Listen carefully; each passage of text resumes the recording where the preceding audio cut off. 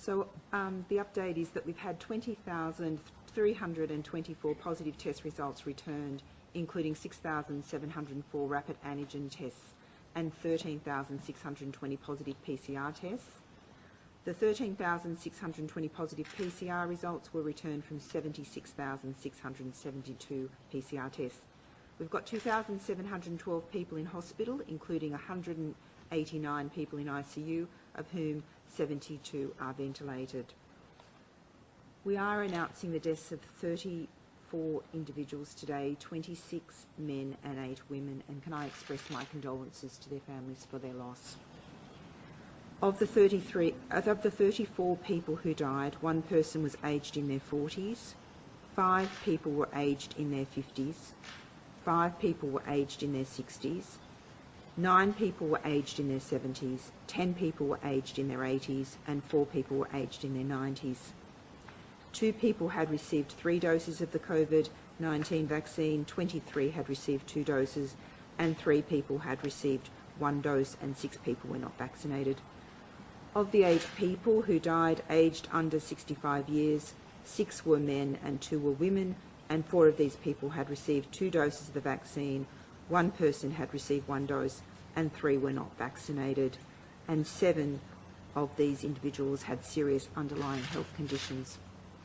Again, emphasising the important role that boosters have in protecting individuals, particularly those that are at severe risk of severe outcomes, including those over 65 and those with underlying medical conditions. Can I echo the Premier's comments about the importance of schooling for children's health, well-being and development? And I share the Premier's support for children engaging in face-to-face learning. Whilst the community cases are high, we will expect to see that schools mirror what is occurring in the community. We will expect to see cases amongst children and staff attending schools. The twice-weekly testing regime that the Premier has spoken about will allow us to pick up those cases a little earlier through that rapid antigen testing. But in addition, we're calling upon all parents to ensure that any children with symptoms are not sent to school.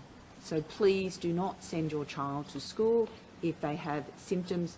Instead, get them tested, and even if they've got a negative test on that first day, please keep them home and do a repeat test, and only send them back if there's an alternate diagnosis. So for instance, if they've got hay fever and you're clear that that's the cause. In terms of we are likely to see some transmission in schools, but the strategies that have been put in place by education in conjunction with health are strong. I will leave Minister Mitchell to discuss those strategies, but there's a range of protections that many parents will be familiar with.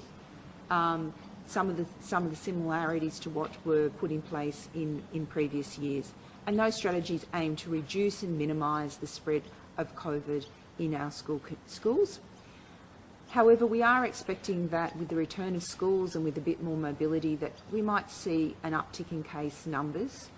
But offsetting that, we're getting the booster doses into individuals.